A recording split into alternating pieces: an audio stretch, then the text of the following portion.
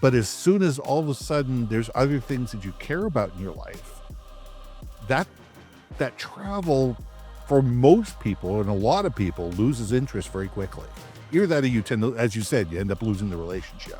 From humble beginnings, Insurance Claim HQ has grown to one of the largest property casualty firms in the country. We didn't do it alone, and you shouldn't either. Every week, we're talking to claims professionals and top experts from all over, all to help you grow your business and make you stronger. Let's level up together. I'm Galen Hair. Welcome to the Level Up Claims Podcast. In the high-stakes world of property claims, legal services, and contracting, information moves fast. But clarity often doesn't. Even well-intentioned communication can get lost in translation. Today's guest, Ben Baker, has made it his life's work to bridge that gap.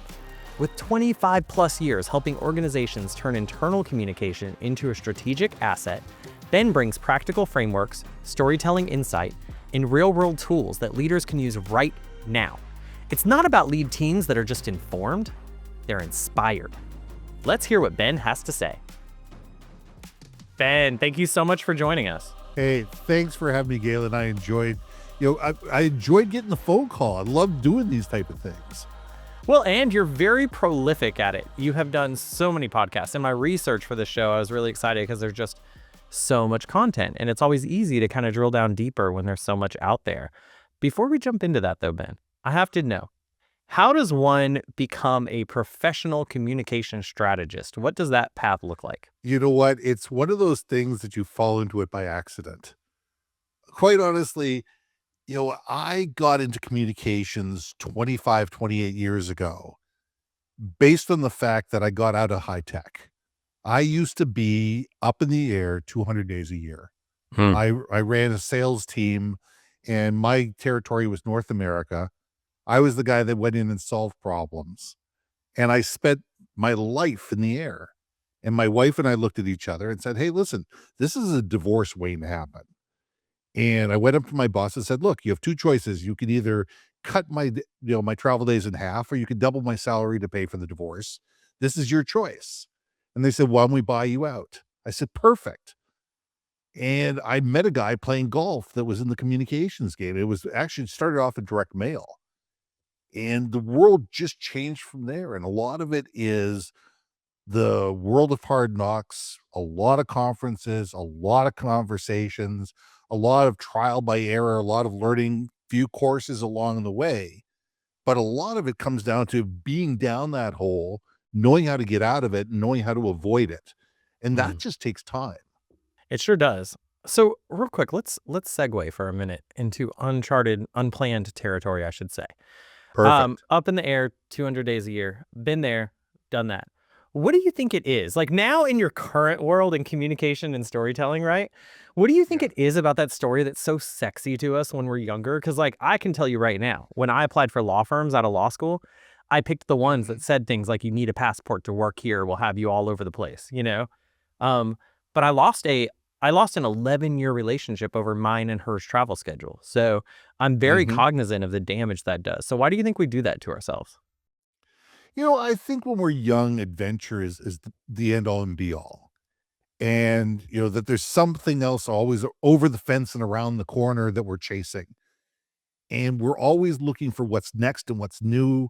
And the fact that somebody can put us up in the air or around the country or around the world and be able to do new things and see new things, is exciting. Hey, listen, I've traveled around the world. I've seen the pyramids. I've seen the Wailing Wall. I've been through Asia. I've been through North America, Europe.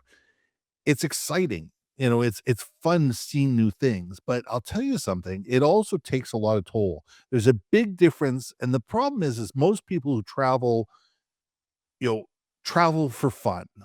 There's a big difference of traveling for work. Yeah. Because when you travel for work, you get on a plane, you travel to whatever city, you get in an Uber and a cab, you head to a hotel, you head to an office, you head to a business, whatever, you do the work that you do, you go back to the hotel, you go back to the airport, and you're done, and you're off to a different city. And you really don't get to see that adventure. You don't get to see the cities that you're in. There were 50 or 75 cities that I visited on a regular basis. I couldn't tell you what one from the other because all I saw was airports and hotels and conference rooms. And that's the part of that business travel world that most people never get explained. And when you're young and you're single and you don't have, a dog to feed or a plant to water or a house that you got to mow the grass and you're living off somebody else's expense account, it's a fun life. But as soon as all of a sudden there's other things that you care about in your life, that that travel for most people and a lot of people loses interest very quickly. Either that or you tend to, as you said, you end up losing the relationship. Yeah. Yeah, it's so hard to prioritize, right? And I think we're not so good at that when we're younger, and we get better at it as we get older, just like we get better at most things. We don't usually get more physically adept as we get older, but everything else we get better at usually. So but speaking of getting better as we get older, one of the things I notice is, and it's a huge growth area, I think, for a lot of companies, is how our internal communications have changed, at least internally here, right, over the years. Right. I look back on internal communications I'd sent, prior mission statements, things like that, and I kind of cringe and wonder why I would ever work for me, right? Now I look at things today and I feel a little more proud of where we're at, where we're going, where we can be. But talk to me about what internal communication really is and where you think most companies tend to fail. Well, my friend Alan has a great, Alan Williams is in England. He has a great saying that values are lived, not laminated. And we tend to have a lot of companies with laminated value statements and mission statements and goals. These are things that they put up on the wall because somebody told them we need a mission statement, we need a goal statement, we need a value statement. And so a bunch of people go off on a retreat somewhere and they hire somebody like me and we bandy around a whole bunch of words and we say, yeah, that's it. Okay, perfect. And they put it up on a wall and they never live it. And they have nothing to do with how these companies actually interact. And the leaders don't live the values and the leaders don't live the mission. And goals and decisions are not made based on mission, vision, and values. They're based on expediency. And when we do that, internal communication fails because we're saying one thing and we're doing it another. And people will believe your actions far more than they will believe what you say. Mm. And if we're not, as an organization, speaking the language that we're living, our internal communications is falling on deaf ears. It's not listened to, it's not understood, and it's not valued. Fair. And and I think that is I think that's very true that we as leaders sometimes we just do things because people told us we're supposed to do them. But what I'm hearing from you is like our team can sense whether we actually buy into those things or not. Even if it's not immediately apparent, right? They can sense it. They can sense if you're not bought in. Um, and I think that's a really important issue. So let's talk about that as a leader having to communicate with a team. What are some Right. common traps that leaders fall into when communicating? Like frontline I leaders, really. think yeah, I think they talk about the what, not the why. I Mm, think it's a big deal that people talk about, "This is what we're going to do. This is not why we're gonna do this." I'm a big believer of telling people there's a mountain. We're going up the mountain, and to get people to go up to get the mountain together, it's not enough to show them a path. You have to show them what they're gonna be able to do individually and collectively when they get over the mountain that they can't do themselves. We also need to say, if we don't reach the top of the mountain, here are the ramifications, both as an organization and to you personally, because people do things mostly for individual reasons. Yes, they will work as a collective. Yes, they will buy into a set of mission, vision, and goals if they believe that they align with their personal mission, vision, and goals. But if it's a company just sits there and says, we're doing this, and there isn't the why behind it, then it tends to fall on deaf ears. The other problem that leaders have is leaders get together and they bandy things around. They get into these board meetings and they sit there and say, okay, we're going to do this.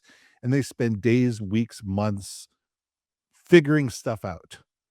and they leave these board meetings going, okay, we're bought in. We know we need to do this. We know why we need to do this. We know how we're going to do this.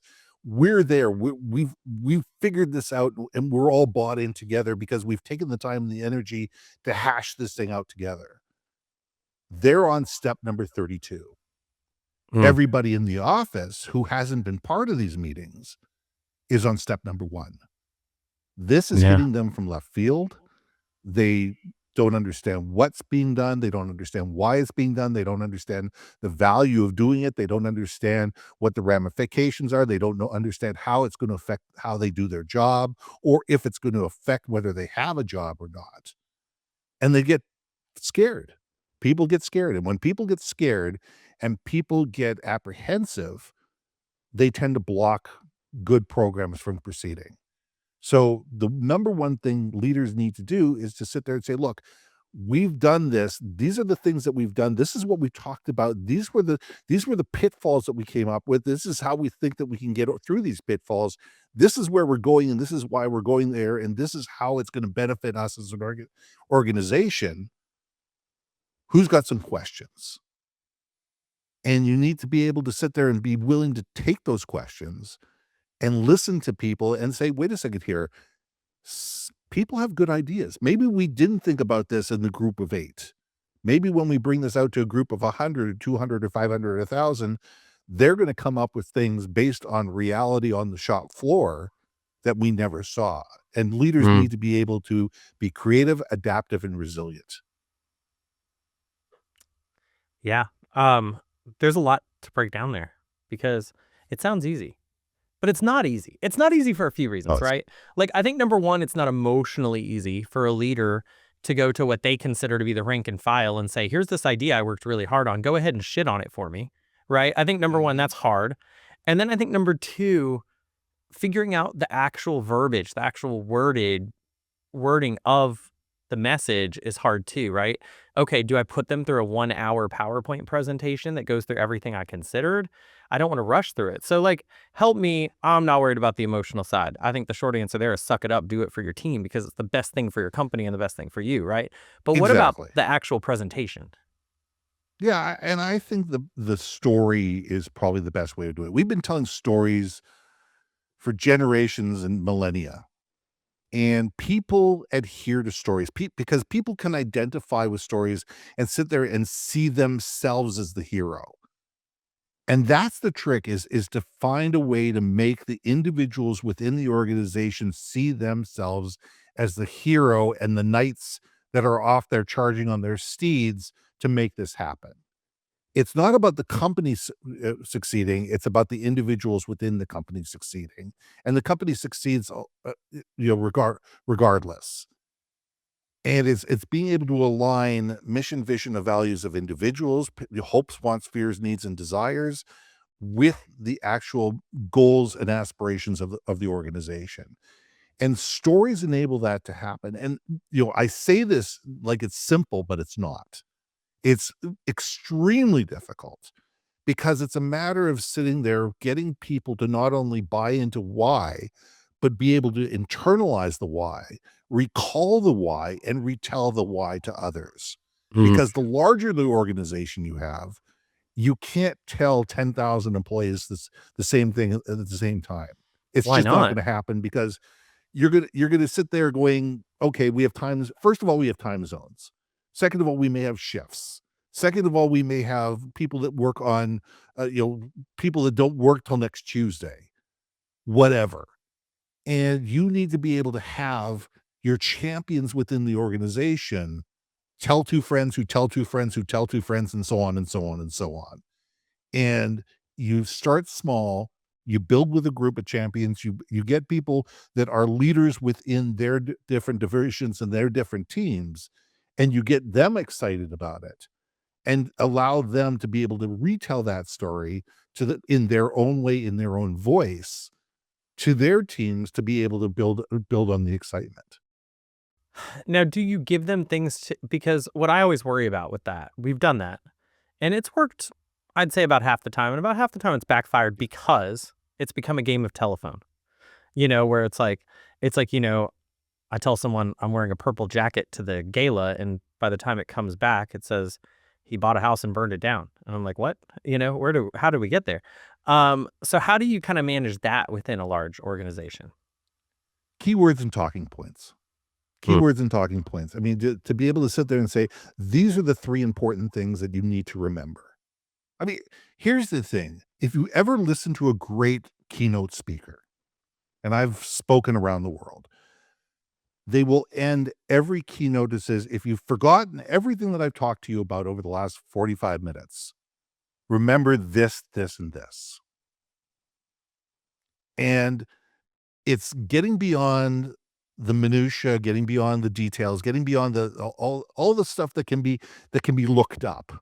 With your intranets and your this and that and the other thing, there's lots of ways to support the story with facts and figures and information and all that kind of stuff, and you have to do that.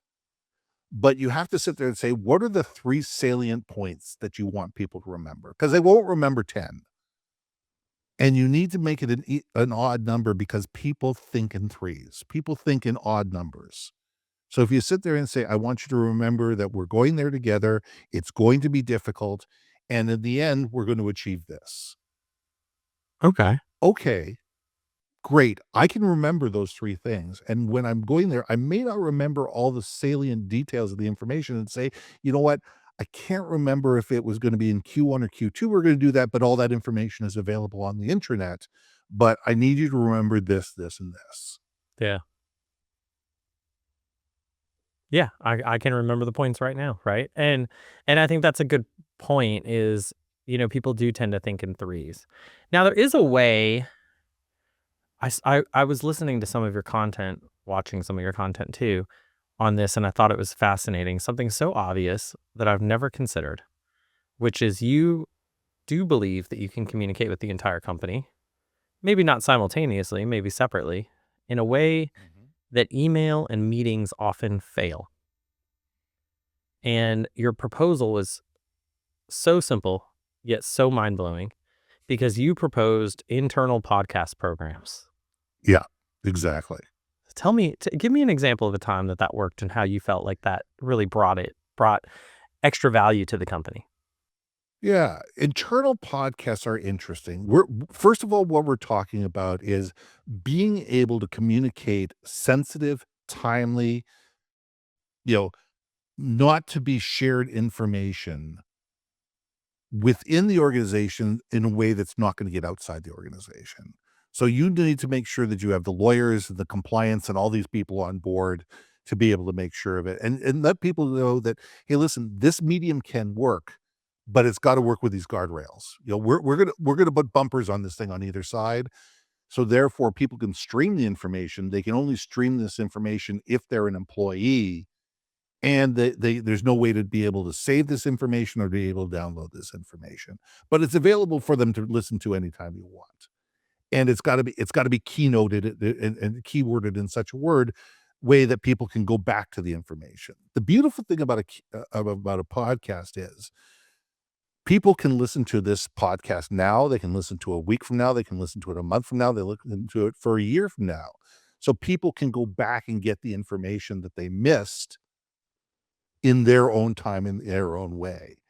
And if you're like me, I listen to a lot of podcasts at one and a quarter, one and a half speed, and I'll be listening for salient points, and be able to do that. But what a podcast enables you to do is hear everything in the first person. So I can interview the person that's on the floor. I can interview people that are in the C-suite. I can interview, vendors and customers and whatever within a non-disclosure, pointing to be able to drive points forward. A time we've done this is when a 50,000 employee company bought an 8,000 employee company. And we wanted to be able to make sure the mission, vision, and values were aligned as they move forward.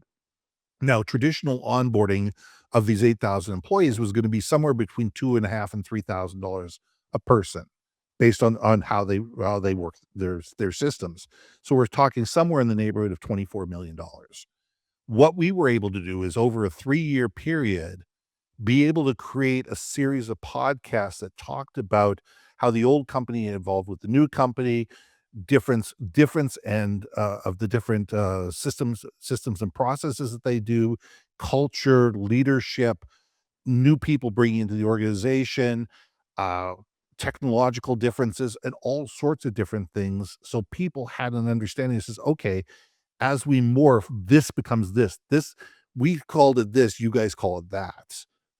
And not only did this become great podcast information, but it became great conversations to be done within teams. It became great information for trainers to use within the organization. And it also became, because we did bring customers on board as we were transitioning them and put them under a non-disclosure, is it allowed us to understand what the customers truly were worried about during the transition and be able to, be able to work through those challenges, and Mm. have the people within the organization have the insights of how to be able to mitigate all those challenges. So this was like a 3-year process. And through that, they had set a target of the amount of personnel that they were willing to lose. We lost 10% less. We were able to onboard people, 6 months quicker, and we were able to have far better retention of people, and we were able to have profitability a lot sooner than they were expecting. Wow, that's amazing. And again, just such an obvious, right? Like when you hear it, you're like, I mean, we're literally on a podcast. Why have I never thought to do that? I have all the equipment set up. It's so simple. So let's kind of stay on that theme because, our time is drawing to a close. One of the things that you have pushed over the years very clearly, and I believe you, is that if your employees, your team genuinely believes your company's story, they become better and fiercer brand advocates and perform better externally. Fair? Mhm. Oh, Okay. absolutely. Wonderful. I'm a big believer, and this is the quote that I use all the time with senior leadership. Your brand is only as valuable as your unhappiest employee on their worst day.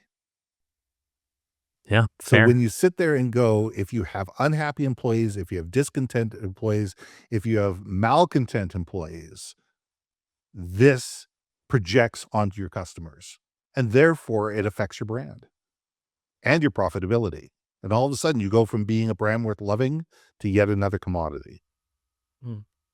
So how do we get our team to genuinely believe in the company's story? Obviously, I assume we can't just like pound this into them verbally. So what do we do?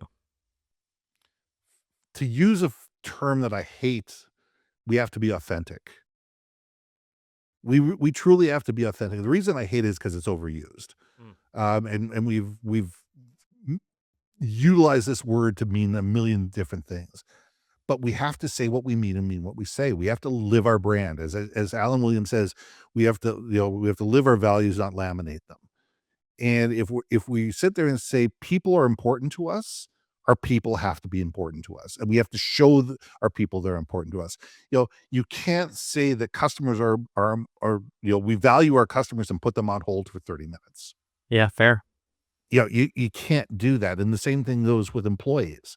So you have to sit there and say, okay, these are the 3 or 5 things that are truly the hills that we're willing to die on. That's where you spend your time, your money, and your effort and your leadership. Makes And you have sense. to sit there and say, these are the things that we're willing to fight for and we're willing to fight against. And those are the things that we're going to tell a story about. And those are the things that differentiate ourselves. And we're not just going to say it, we're going to do it.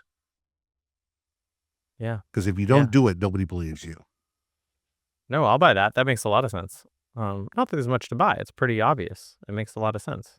Um, let's, but on that same, along those same lines, maybe taking it out of just internal and also towards external. What are some Sure. communication behaviors that move the needle that a listener can start to implement now?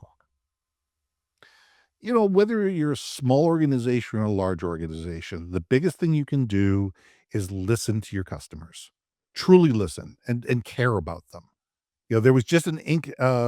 Magazine article this morning. It says the biggest thing we can do for our customers is actually listen to them and care about them. And if we do this, if we actually sit there and say, I'm not assuming I know what's right for you. I'm going to listen to you and say, what are the problems you really are truly facing? And know that Kyle and Galen are going to have different problems, and Kyle and Galen are going to look at the world differently, and Kyle and Galen have different, ideas of what's right and what's wrong, and not try to put a cookie cutter solution on every single one of your customers, and realize that, you know what? There are going to be exceptions to the rule. Yes, we need to have systems and processes. Absolutely. We need to sit there and go, you know what? In most cases, we do X. In most cases, we do Y. But if we're not willing to sit there and say, you know what? This doesn't fit in the box. Okay. Now we need to listen. We need to figure out, why isn't it in the box? What are the specific challenges? What's making this person furious at me?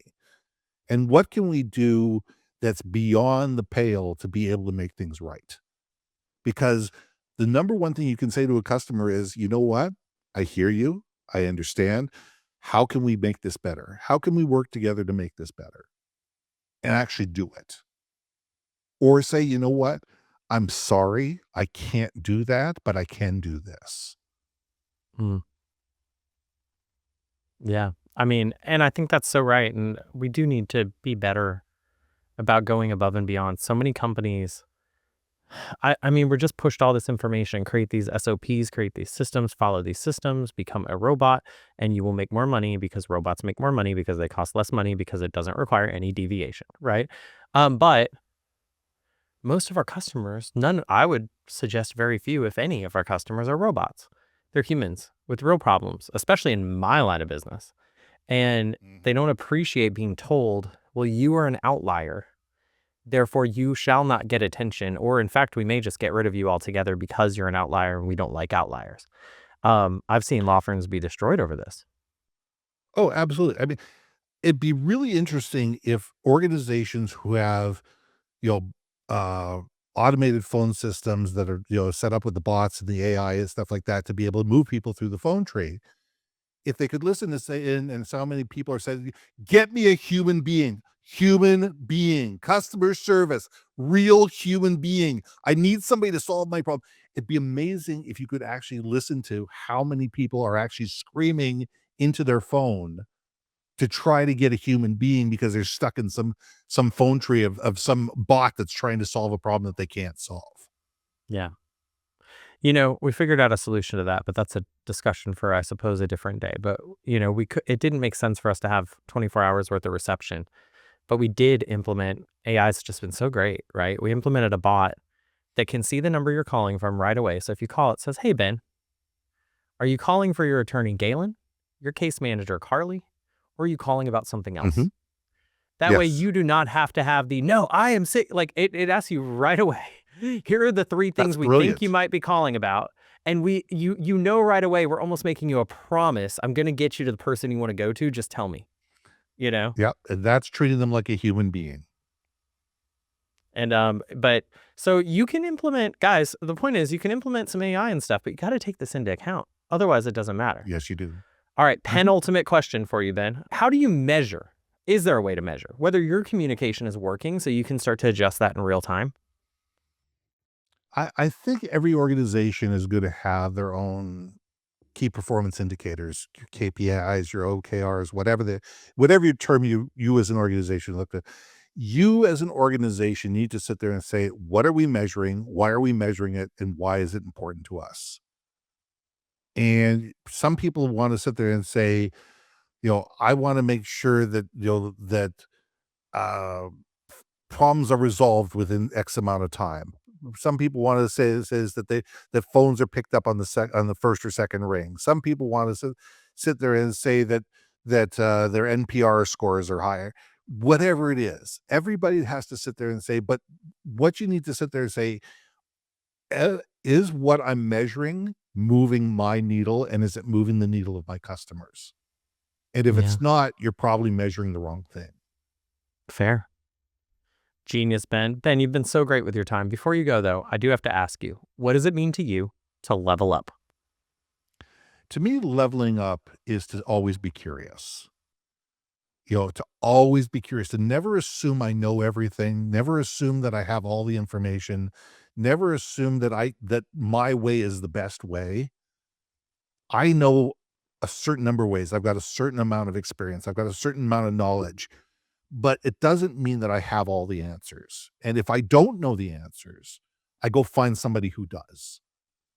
And the more questions we can ask, the more we can realize we have our own biases, the more we can realize that we have a limited amount of knowledge and other people may have better knowledge in other things. It enables us to be better value to people that we lead, people that we engage with, people that we interact with, whatever, to sit there and say, you know what, I'm not sure. Let me find out and let me get back to you and get back to them in a timely manner in a way that's going to help them out.